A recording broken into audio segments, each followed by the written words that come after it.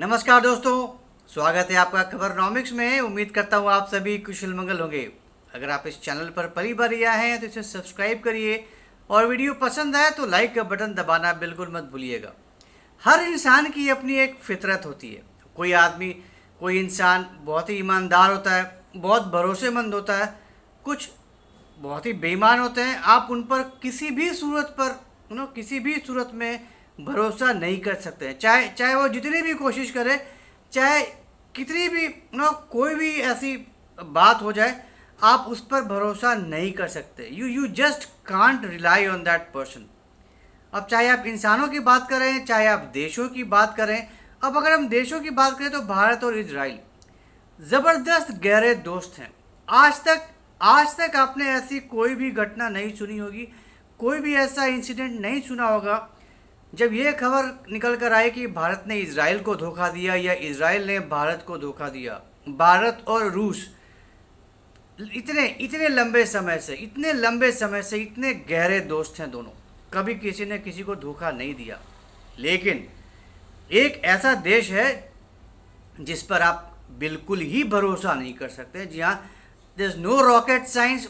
पाकिस्तान कमाल का देश है। मतलब उस देश की नींव ही ऐसी है, वो देश बना ही इसी बात पे था। आप उस पर भरोसा नहीं कर सकते। जिन्ना ने पाकिस्तान बनाया क्योंकि जिन्ना ने गद्दारी की कांग्रेस के साथ। एन मौके पे जब बात आज़ाद होने वाला था, गद्दारी किया और टू नेशन थ्योरी बनाकर अलग हो गया, पाकिस्तान का नया देश बन गया। तो वो जिस देश का जो नींव है वही झूठ मक्कारी पर बना हो, उस देश के बारे में क्या बोलना, उस देश के हुक्मरानों के बारे में क्या बोलना, करेक्ट? तो नीयत ही नहीं है और यही बार बार निकल कर आता है। अब पाकिस्तान का आप किस देश के साथ आप बोल सकते हैं कि बिल्कुल पक्के गहरे दोस्त हैं, इनकी दोस्ती आप नहीं ला सकते हैं। चीन पाकिस्तान की दोस्ती दुनिया जानती है, लेकिन कब गद्दारी कर जाए, चीन लेना जानता है, देना नहीं जानता है। बहुत बिग ब्रदर की तरह ट्रीट करता है पाकिस्तान चाइना को। लेकिन चाइना भी अब समझ गया है कि ये एक ऐसा छोटा ब्रदर है जिस पे बस देते रहो, वापस करने वाला ये छोटा भाई नहीं है। तो अब चीन भी सतर्क हो गया है, चीन भी बहुत ज़्यादा गुस्से में। तुर्की की बात करें तो तुर्की भी सिर्फ अपना मतलब साधता है, अपने हथियार बेचता है। भाई उसको भी हथियार बेचना है, बहुत बड़ा एक्सपोर्टर है आर्म्स का, खलीफा बनना चाहता है मुस्लिम देश में। तो पाकिस्तान उसकी एक ज़रूरत है, इस वजह से अच्छा दोस्त है, सो कॉल्ड अच्छा दोस्त है। अब पाकिस्तान के हुक्मरानों की बात कर लें, पाकिस्तान की आर्मी की बात कर लें। दुनिया जानती है कि हर एक देश के पास सेना होता है, लेकिन पाकिस्तान में ये केस उल्टा है। पाकिस्तान में सेना के पास देश है। पाकिस्तान का आर्मी चीफ ही मेन मुखिया है पाकिस्तान का, ये हर कोई जानता है। तो शहबाज शरीफ वहाँ का प्रधानमंत्री एक दिखावे के लिए, क्योंकि अब सो कॉल्ड डेमोक्रेसी दिखाना है, तो एक दिखावे के लिए मुखौटा है पाकिस्तान का। लेकिन असली ताकत किसके पास है, असली राजा कौन है पाकिस्तान का, ये दुनिया जानती है, पाकिस्तान आर्मी चीफ, करेक्ट? तो आज की डेट में आसिम मुनीर फील्ड मार्शल, अब तो युद्ध हारने के बाद वहाँ पे तरक्की होती है, तो आज के डेट में फील्ड मार्शल आसिम मुनीर पाकिस्तान का राजा है। अब बताइए, OIC, organisation of Islamic countries, जो सारे मुस्लिम देश हैं, मुस्लिम ब्रदरहुड, कितना हो हंगामा होता है, कितनी बातें होती हैं। अरे मुस्लिम है, मुस्लिम देश की बात है, मुस्लिम कंट्री है, मुस्लिम, बस ये इस्लाम के बेसिस पे जो कुछ करवा लो। और इसको पाकिस्तान ने आज तक खूब भुनाया है, खूब फ़ायदा उठाया है इस बात का। कोई कितना भी गंद मचा ले पाकिस्तान, लेकिन मुस्लिम ब्रदरहुड के नाम पर इसने हर देश के साथ, हर मुस्लिम देश का फ़ायदा उठाया। कोई मुस्लिम देश अगेंस्ट नहीं जाता है पाकिस्तान के खिलाफ। लेकिन अभी जो काम किया है आसिम मुनीर ने मुस्लिम देशों के साथ, वो शायद आई ओपनर हो या फिर एक नए जियो पॉलिटिक्स की शुरुआत हो, वो देखने वाली बात होगी। और ये बात क्या हुई, डोनाल्ड ट्रंप ने बुलाया था आसिम मुनीर को, लंच डिनर किया ट्रंप ने मुनीर के साथ, और ये डिनर भाई साहब बहुत ज़्यादा महंगा पड़ने वाला है पाकिस्तान के लिए। क्यों? क्योंकि सब ने देख लिया है कि ये मीटिंग में क्या हुआ और इस डिनर के बाद क्या है।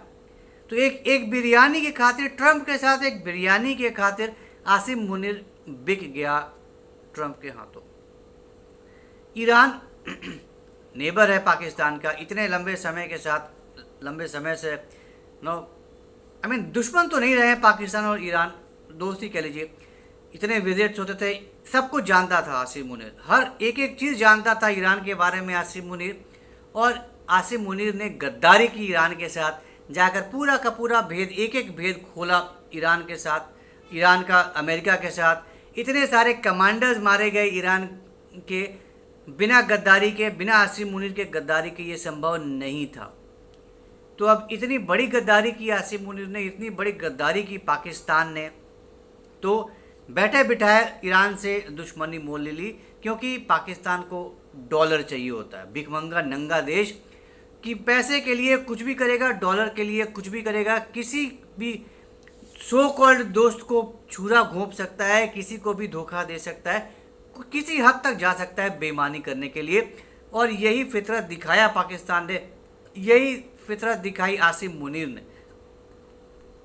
जाहिर सी बात है, मतलब डिनर तो बहाना था, बिरयानी खिलाना तो बहाना था, लेकिन कितने मिलियन डॉलर्स का सौदा हुआ होगा ये तो बाद में पता चलेगा। तो जाहिर सी बात है, बोरा भर भर कर डॉलर लेकर आएगा आसिम मुनीर अमेरिका से इस फेवर के लिए।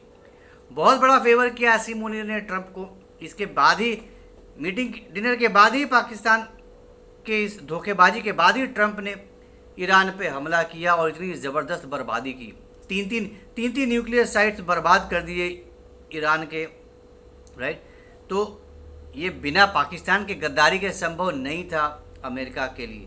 तो अमेरिका ने अपनी जात दिखा दी। अमेरिका को बहलाने के लिए, खुश करने के लिए पूरे मुस्लिम वर्ल्ड से गद्दारी किया पाकिस्तान ने, इस्लाम के नाम पर दिया। अब पाकिस्तान की जनता ही खिलाफ हो गई है आसिम मुनीर की, प्रोटेस्ट निकाल रहे हैं, इजराइल के खिलाफ भी नारेबाजी करते हैं, हाई इजराइल करते हैं, मुर्दाबाद करते हैं। लेकिन पाकिस्तानी आवाम का गुस्सा फूट पड़ा है आसिम मुनीर के ऊपर, इस्लाम को धोखा देने के लिए, ईरान को धोखा देने के लिए, इस गद्दारी के लिए। तो अब ईरान छोड़ने वाला नहीं है पाकिस्तान को, अभी निपट रहा है अमेरिका से, वो अलग बात है। लेकिन अमेरिका से शायद न निपट पाए, नहीं भिड़ पाए, लेकिन पाकिस्तान से तो ज़रूर निपट सकता है। पाकिस्तान को अच्छे से सबक सिखा सकता है ईरान। और अब यही देखने वाली बात होगी कि कब ईरान रिटेलिएट करेगा पाकिस्तान की इस हरामखोरी पे। अब पाकिस्तान किससे, पहले भारत से पिटा और अब ईरान से पिटने वाला है बहुत जल्दी। और मुझे नहीं लगता है कि अगर ईरान ने पिटना शुरू किया पाकिस्तान को, तो पाकिस्तान को कोई भी और दूसरा इस्लामिक देश, मुस्लिम कंट्री बचाने के लिए आएगा, राइट। उसका सो कॉल्ड आयरन ब्रदर चीन भी कुछ नहीं करेगा, उसका सो कॉल्ड बहुत बढ़िया दोस्त टर्की भी कुछ नहीं करेगा पाकिस्तान के लिए। उनको अपना मतलब साधना है और वो मतलब साधते रहेंगे। जिस तरीके से पाकिस्तान अपना मतलब साधता है, वैसे ही बाकी देश भी अपना मतलब साधते हैं और आगे भी मतलब साधेंगे। तो अब देखने वाली बात होगी कि किस हद तक पाकिस्तान पिटता है ईरान से, किस हद तक निस्तो नाबूद होता है पाकिस्तान ईरान के हाथों। तो देखने वाली बात होगी अभी और क्या क्या होने वाला है ईरान के साथ, ये तो वक्त ही बताएगा। और कितनी बर्बादी लिखी है, क्योंकि अभी इतनी जल्दी ये मामला सलटने वाला नहीं है। अब शायद स्ट्रेट ऑफ होर्मुज़ बंद करे, फोर्सफुली बंद करना पड़ेगा ईरान को, इतनी आसानी से नहीं बंद कर सकता। ऑयल प्राइसेस पे बहुत ज़बरदस्त इम्पैक्ट पड़ने वाला है इंडिया, क्योंकि वर्ल्ड का 25% के करीब उधर से जो तेल पास होता है, जो और भी ऑयल एक्सपोर्टिंग कंट्रीज़ हैं गल्फ़ के, वो तेल इस स्ट्रेट से जाता है, एशिया की तरफ जाता है। तो एशियन कंट्रीज़ और ख़ास करके इंडिया, चाइना और जापान, ये तीनों कंट्रीज़ पे बहुत बुरा असर पड़ने वाला है ऑयल प्राइसेस को लेकर। तो बहुत इम्पैक्ट पड़ने वाला है। तो इतनी आसानी से वो भी बंद करने नहीं देंगे। अगर ईरान ने डिसाइड कर लिया, ईरानी पार्लियामेंट ने अप्रूवल दे दिया है इसके ब्लॉकेज के लिए, तो अब देखना होगा कि ईरान किस हद तक जाकर क्या सक्सेसफुली बंद कर सकता है इस स्ट्रेट को। ये देखने वाली बात होगी, क्योंकि अमेरिका भी शांत नहीं बैठेगा, इजराइल भी शांत नहीं बैठेगा कि वो अलाउ कर दे और आराम से जाओ और स्ट्रेट को बंद कर दो। तो ईरान के किसी भी स्टेप को वो इतनी आसानी से नहीं होने देंगे, रोकेंगे तो वहाँ एक अलग। तो अब युद्ध, ज़मीनी युद्ध से अब न ओशन में पानी में पहुंच गया है अब, तो अब देखने वाली बात होगी कि अब वहाँ पर क्या एक्शन होने वाला है, अमेरिका कैसे रिएक्ट करता है, किस हद तक बाकी और देश रोकने की कोशिश करते हैं ईरान को ये स्ट्रेट को बंद करने से। तो will have to wait and watch. देखते हैं, बहुत भयानक रूप ले चुका है ईरान और इजराइल का ये कॉन्फ्लिक्ट। भीषण बर्बादी हो रही है दोनों देशों में।